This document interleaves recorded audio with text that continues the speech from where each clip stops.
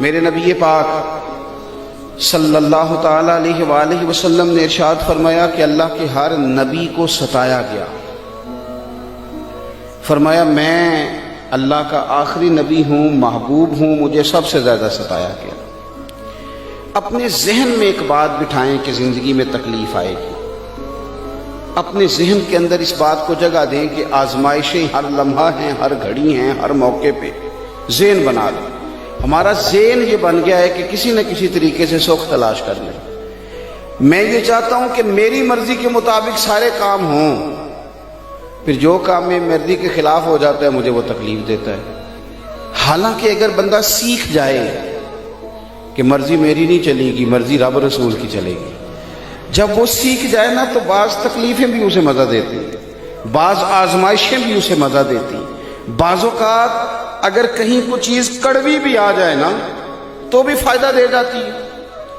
قرآن مجید میں متعدد مقامات پر آزمائش کا ذکر ہے، متعدد مقامات پہ اللہ کے امتحان کا ذکر ہے، متعدد مقامات پہ کہا گیا کہ تمہیں آزمایا جائے گا، لیکن ہمارا یہ طریقہ ہے کہ نعمتیں آتی رہیں تو ہم راضی رہتے ہیں، اور کسی جگہ اگر کمزوری آئے، کسی جگہ امتحان دینا پڑ جائے، کسی جگہ کوئی کڑوی چیز آ جائے۔ محمود غزنوی بیٹھے ہوئے تھے، پھل کھا رہے تھے، تو ایک مالٹا محمود غزنوی کے قریب آیا تو اس کو توڑا، مالٹے کے ٹکڑے ہوتے ہیں، اس کی کاشیں بن جاتی ہیں، ایک ٹکڑا اس نے نا کھانے سے پہلے ایاز کو دیا، ایاز فٹافٹ کھا گیا۔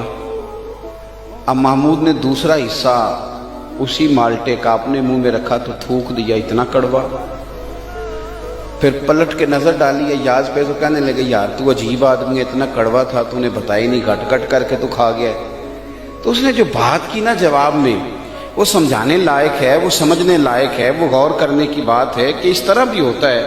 اور ایاز کہنے لگے بادشاہ سلامت، تیرے ہاتھوں سے نا ہمیشہ ہی میٹھے ملے ہیں، اب ایک کڑوا آیا تھا میں تھوک دیتا تو کوئی آئینے وفاداری تو نہیں لینا، میں نے اس کا ذائقہ نہیں دیکھا، میں نے تو وہ ہاتھ دیکھے، وہ خدا جو نعمتیں دے اور اتنی دے کہ کہے تم سے گنی نہ جائیں، اتنی نعمتیں دے، تو وہی رب اگر کہے وَلَنَبْلُوَنَّكُمْ بِشَيْءٍ مِّنَ الْخَوْفِ وَالْجُوعِ وَنَقْصٍ مِّنَ الْأَمْوَالِ وَالْأَنفُسِ وَالثَّمَرَاتِ، تمہیں ضرور آزمایا جائے گا، خوف کے ذریعے، بھوک کے ذریعے، مالوں اور جانوں کی کمی کے ذریعے تمہیں آزمایا جائے گا۔ وَبَشِّرِ الصَّابِرِينَ، اگر صبر کرو گے تو پھر خوشخبریاں بھی دی جائیں گی۔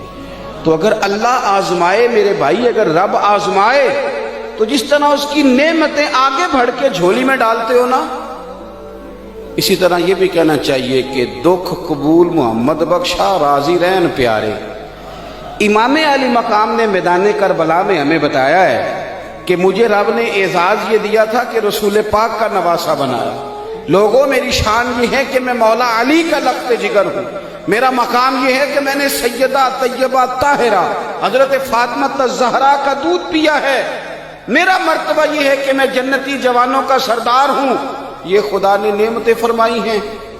اور پھر خدا نے کہا حسین آنا میدان کربلا میں آ کے امتحان بھی دے۔ تو امام علی مقام کی زندگی ہمیں سبق دیتی ہے کہ اگر ساری نعمتیں، ساری عزتیں، ساری سعادتیں تیرا مقدر ہیں تو امتحان دینا پڑ جائے تو پھر بھی تجھے خوشی خوشی امتحان دینا ہے۔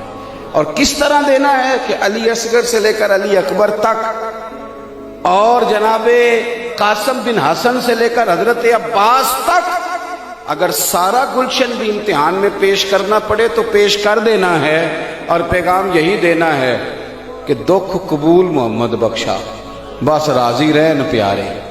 وہ راضی رہے، بات ختم ہو گئی۔